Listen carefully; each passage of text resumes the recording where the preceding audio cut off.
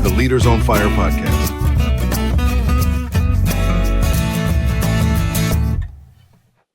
All right, welcome to episode number 3 of the Prioritize Leader podcast series with Leaders on Fire. Mark, how you doing today? I'm doing great, man. I'm excited about today. I think this is such an important topic that we're going to address, and looking forward to engaging some conversation with you about it. So what's the topic? What are you excited about? This is about people, all about people, and so we really spent some significant time understanding the purpose.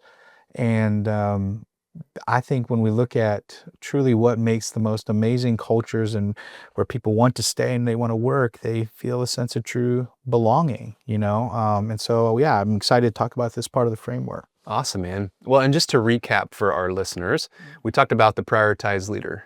And those 5 priorities are purpose, people, pace, perception, and profit. And so in episode 3, like you said, we are focusing on the people priority. So let's dig in and talk a little bit about it. Okay. Well, first of all, why is people on this second tier? What makes people, obviously that purpose drives everything that we're doing. Why, in your experience and knowledge, is people kind of in this second category? Well, for me personally, it ties to the purpose, right? And so depending on what your purpose is, people should be that second priority. So our purpose, we want to see people flourish. We want to invest in people. And we have a viewpoint of investing into people so that they can radically change their own lives and transform lives around them and to create healthy, thriving families. And so when it comes to people, we know that we can't accomplish much without people. Yeah. People are the vessel through which God accomplishes his purposes in this world. And we need people to make society work. We need people to make businesses work. And so the healthier people are, the more they're contributing at a level that is more powerful and fruitful for themselves and society and can be fulfilling. Yeah. And when people are not healthy and not thriving, it can look ugly, man. I mean, it can get really difficult. People can get disengaged, they can get depressed, workplace cultures can suffer, families can suffer, their kids can suffer. And so there's all sorts of reasons why elevating people and making people the second priority under purpose, a really important thing. Yeah. Well, you said something that I think is very important to kind of note, that it creates healthy people. But even prior to that, in my experience in working with leaders, it's the healthiest leaders, people become the focus, right? When I look at a healthy leader, they prioritize how people feel, and they want people to feel a sense of belonging and true connection to their purpose, and can tie that in, right? And so I think really when we look at people becoming a priority, it really lays the groundwork for culture and how it really truly feels to be. I mean, when you think about work, that takes up the majority of our life, right? And you might have worked jobs. I know I've worked jobs where I did not feel that connection to it, and it wasn't something that I felt motivated for.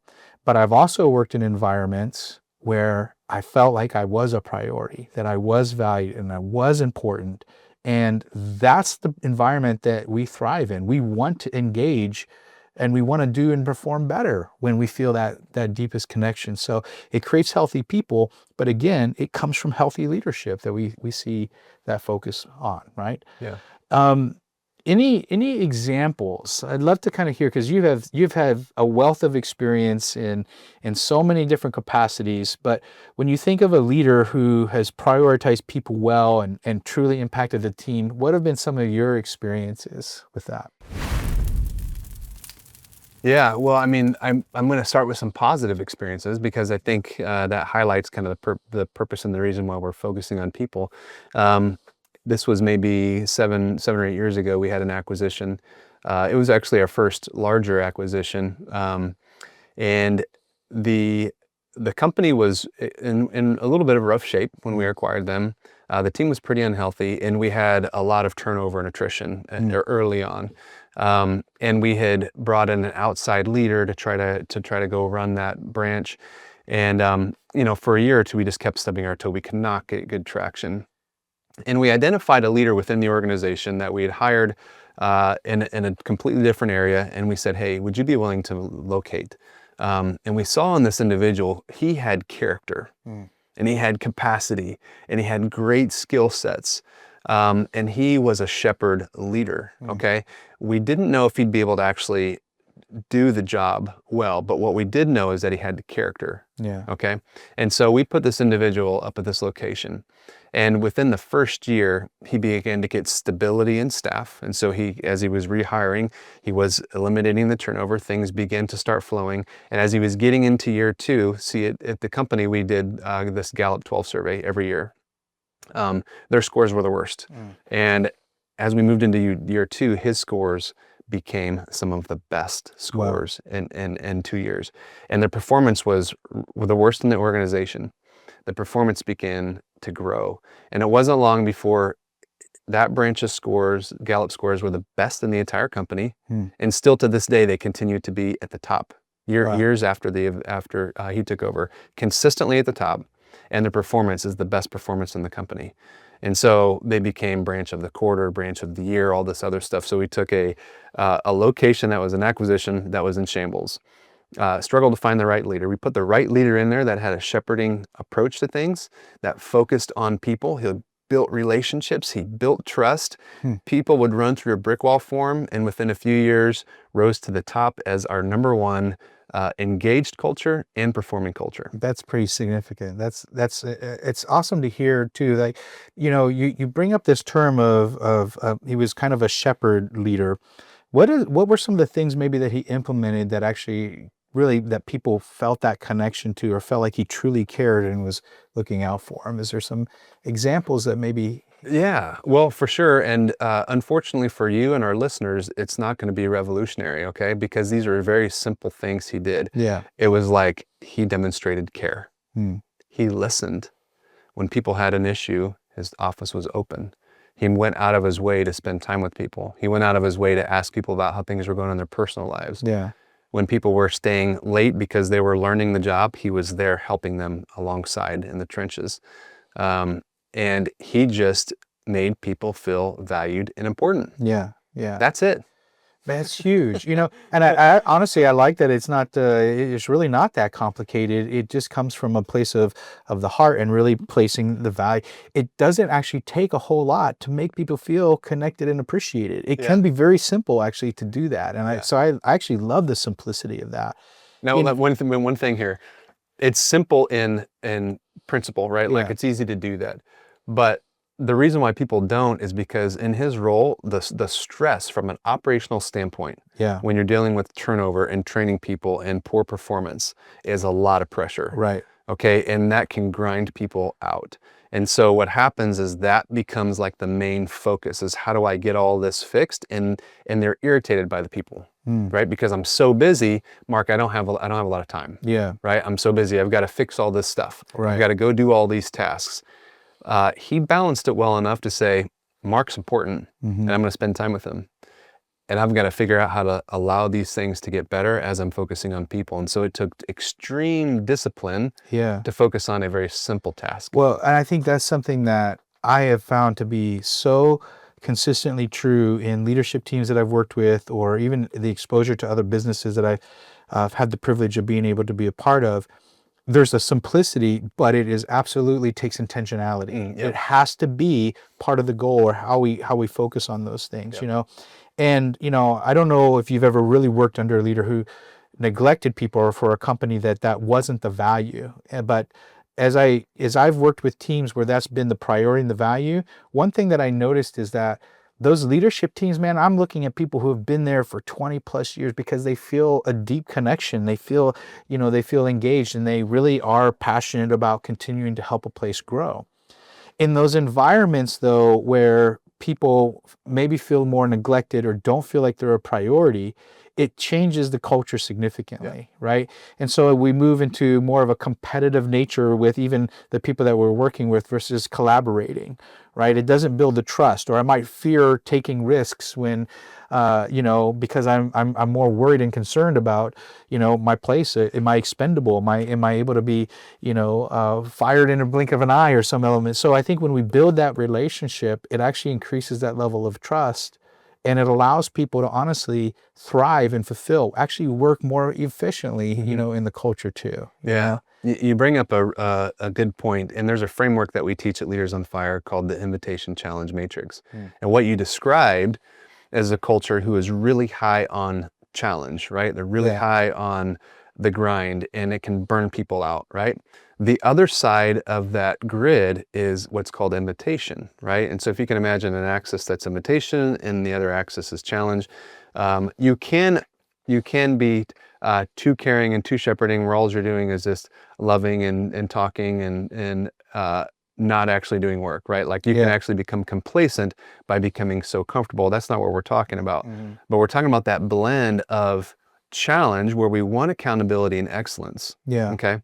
But we're shepherding enough to where the people care and they know about us, and we find that sweet balance between invitation and care and challenge with expectations and accountability that actually drive performance. And that's what this individual did. He balanced that well, and he might have started out heavier on the invitation side initially, but as he built that trust, he was able to tilt that throttle and get that balance of, I don't want to say demanding excellence, because he wasn't demanding it, he was fostering it.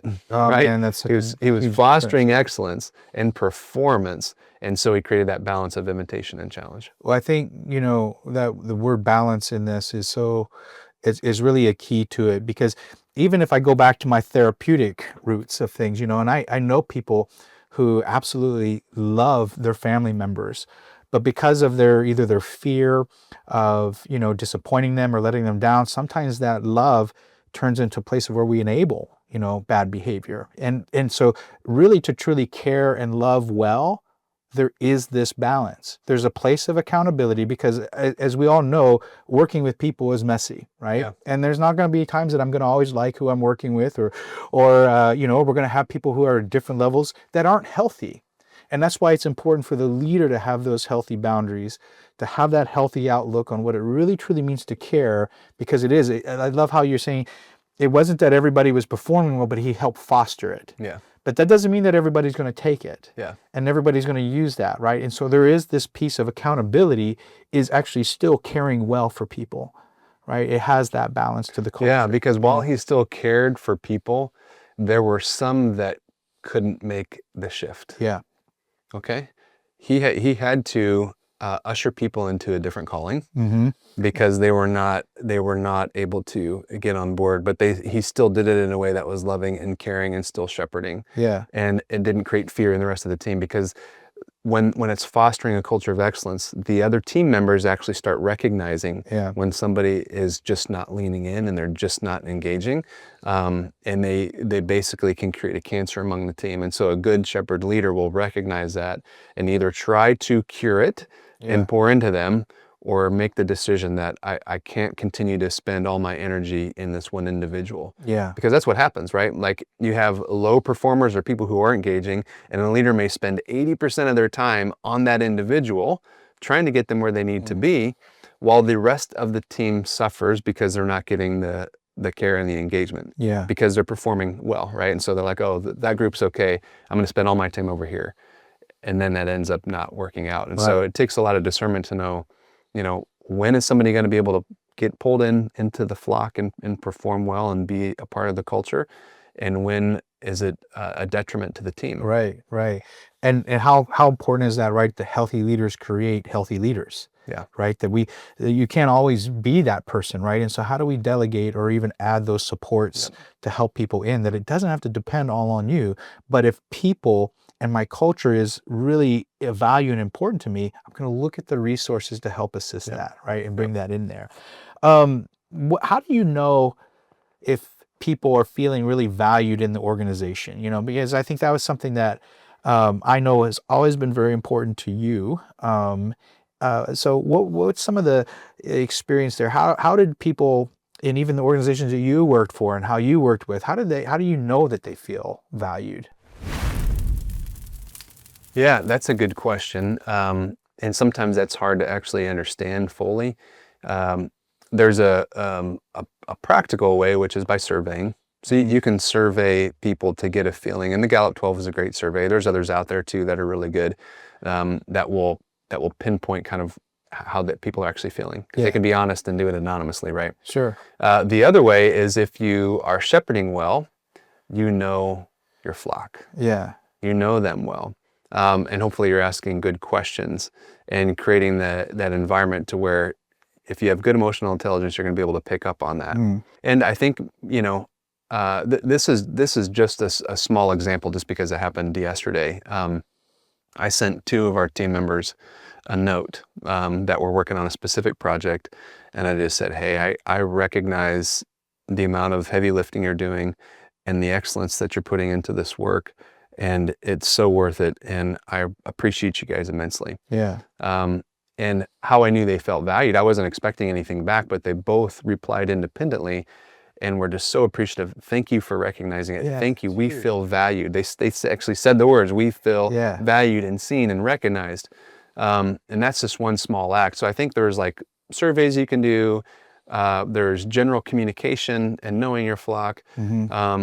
And then sometimes I know I've been guilty of assuming people felt valued and maybe they didn't, and I had a miss. Yeah. I mean, there's definitely times where I either got busy or I thought somebody felt valued and I thought the way I was treating them made them feel valued, but I ended up finding out that I wasn't actually speaking their language that made them feel valued. Yeah. You know what I mean? Yeah, absolutely. That's the same way with our whether we're leading employees. I think you and I were talking just the other day about our wife. Like, how does my wife feel valued? And I might be doing something that I think is showing value, and I feel like I'm making a step to show value, and it's actually not connecting or landing.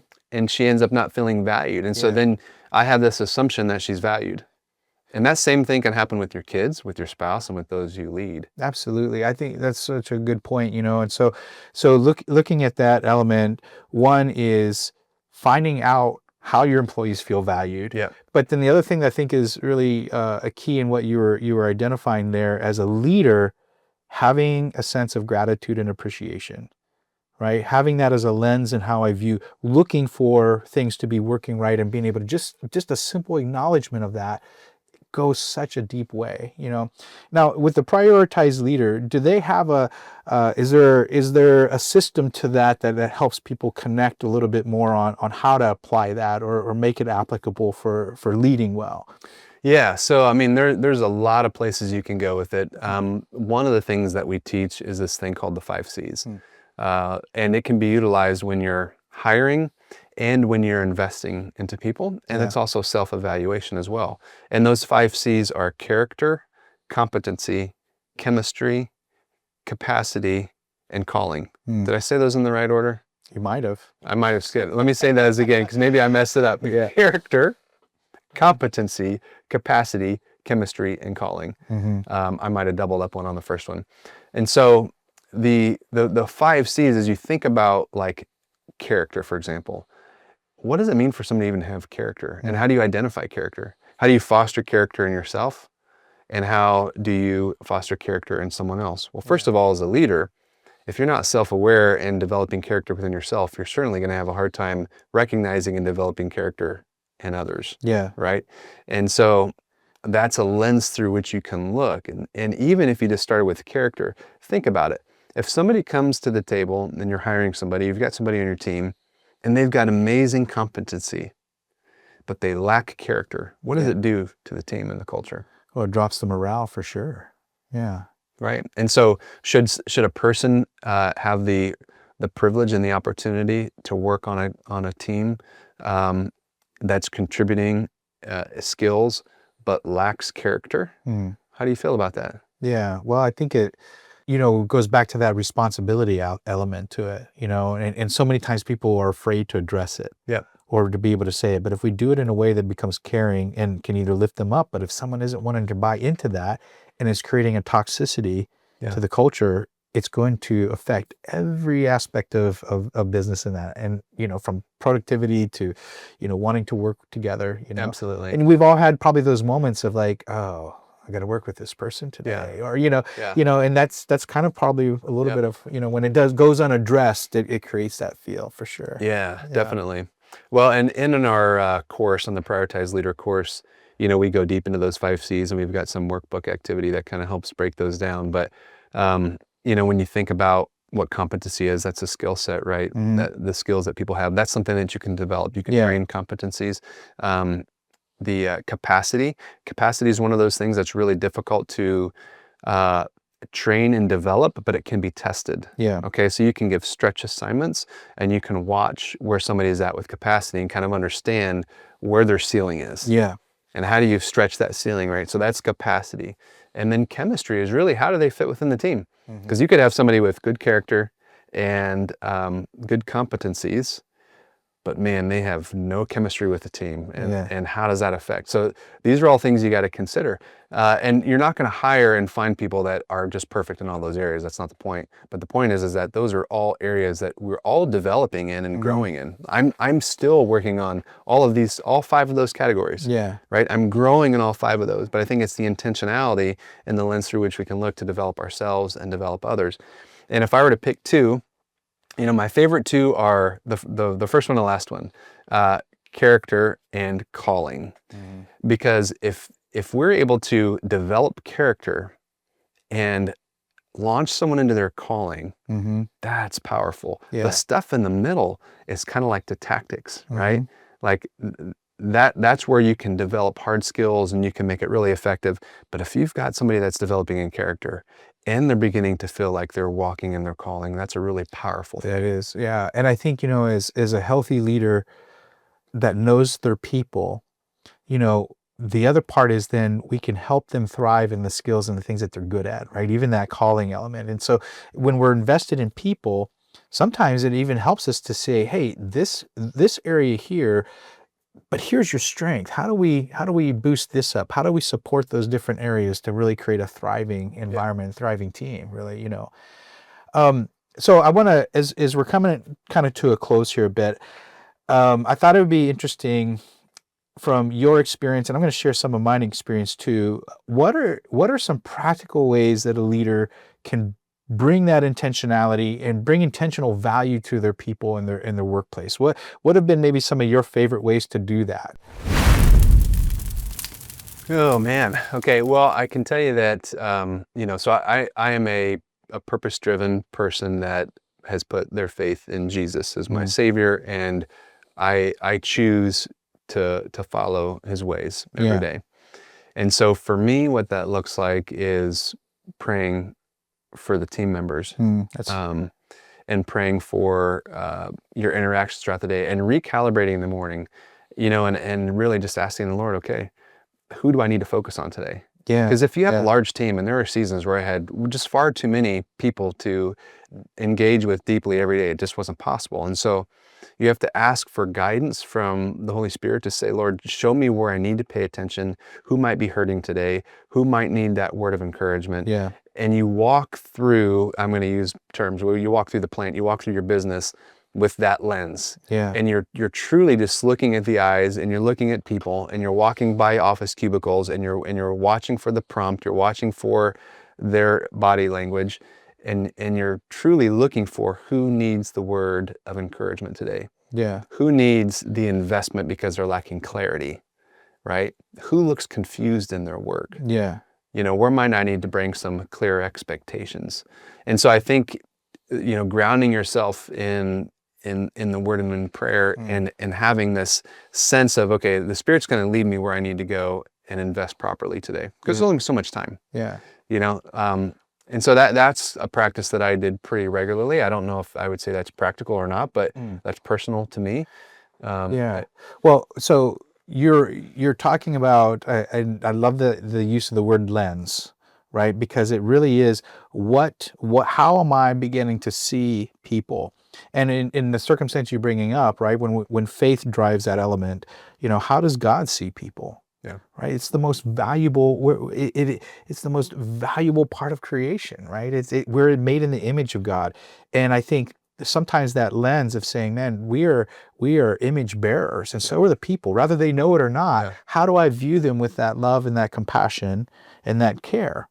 Right, and that goes back to that shepherd leadership aspect, right? A servant leader, right, in that capacity. So, I think that that absolutely creates a whole way that we begin to interact. And that intentionality of even bringing it before God in prayer, right? That automatically gives you a lens to be able to start to see things. I think that's huge. I think we've touched on a few of those other areas that are probably important, and the way I would see that too is that when compassion becomes authentic, right? When the authenticity is coming from that leader and they genuinely truly care, that's going to be something that people are going to sense, and they're going to sense it if it's not genuine too. Oh, right? totally. Yeah, I've seen it. Yeah. Yes. So I think having that genuineness and that authenticity to it, but then having healthy boundaries.